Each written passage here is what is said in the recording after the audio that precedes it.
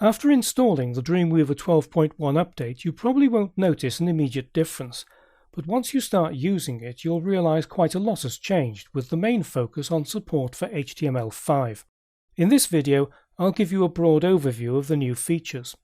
If you use the default Designer workspace, the first thing you should do, unless you work frequently with Business Catalyst, is to open the Workspace menu and select Reset Designer. This closes the Business Catalyst and Browser Lab panels, reducing the amount of time it takes for Dreamweaver to launch. Of course, if you need either panel, you can always open them from the Window menu. Business Catalyst is here at the top, and it's got a keyboard shortcut, and Browser Lab is in Extensions. The main changes are in the Insert panel, Insert menu, and Property Inspector. The Insert panel and menu have been reorganized to remove less frequently used features and to make room for HTML5 features. If you're a regular user of the Insert menu, you might be puzzled by many items being in a different order. But it is a logical change. The menu now follows the same order as the Insert panel. So let's have a look at the Insert panel. I just close CSS Styles and expand it so we can see it a little bit better. Now, one of the first things that you probably noticed is that in the Common category you've now got options for HTML5 video and Canvas.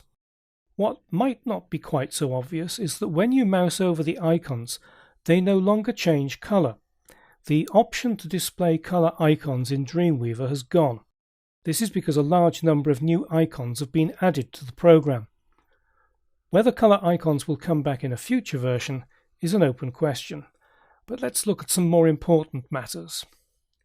The Layout category of the Insert panel and its equivalent on the Insert menu is now home to HTML5 semantic tags such as header, nav, aside, and article. There's a new Media category.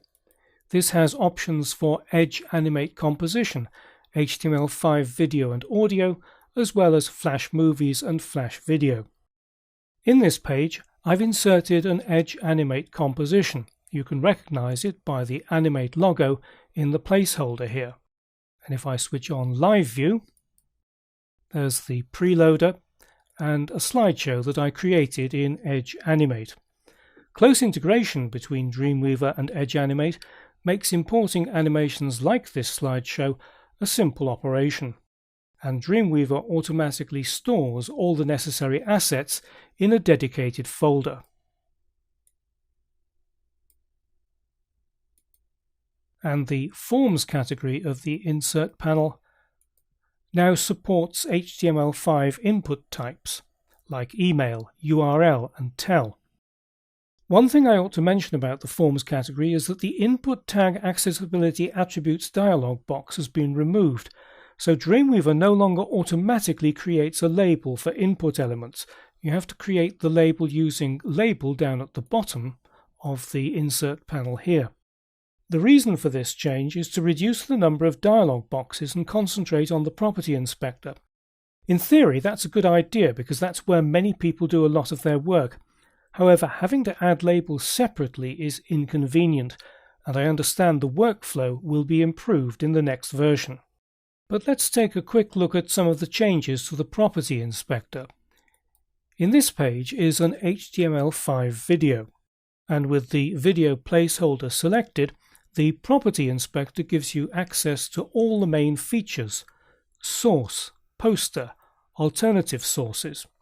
You can also set the controls, whether the video loops and plays automatically. There's also provision for Flash fallback. This is a great improvement. Previously, you had to do everything in code view. The options for form elements in the Property Inspector have also been improved to give you access to HTML5 attributes. A feature that people have been asking for a long time is the ability to drag and drop files directly into the Files panel. Well, now you can do it. Here I've got Windows Explorer, and I'm going to drag and drop this kcposter.jpg into the Files panel. Let's just close that. And I want to put it here into the Video folder. So if I bring that focus back again, kcposter.jpg, and I want to put that into the video folder. So if I just drag it onto the video folder, there it is, it's dropped in there. And it makes a copy. The original still remains in its place. I'm using the Windows version here, but the same thing happens if you use the Finder in Mac.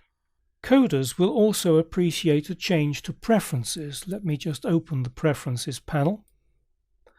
And if you go to Code Format, there is now the option to insert tabs as spaces. It may be a small change, but it's one which will mean a lot to many coders. There are several other changes, such as different icons for standard and web fonts. This little icon here, which looks like a monitor, is for standard fonts, but if I open this here, you can see that the web fonts that I've installed have a different icon. This makes it easier to work out whether you're going to be using a web font or standard fonts. And there are other changes that you might not even notice, such as the removal of the tag editor and the tag chooser dialog boxes. I bet some of you didn't even know they existed. However, there are a couple of important changes on the Mac, so let's switch over to my Mac machine. There's a new live search field at the top of the Files panel. It uses Spotlight to search for files and text in files in the currently selected site. This is exclusive to the Mac version, so don't go looking for it on Windows. It's not there. The other important development on the Mac is that this version is compatible with high pixel density Retina displays. So instead of blurry icons, you should see crisp and sharp ones. So that's a whirlwind tour of the new features in the Dreamweaver 12.1 update. The main focus is on HTML5 with support for semantic tags, HTML5 video and audio, and new form inputs.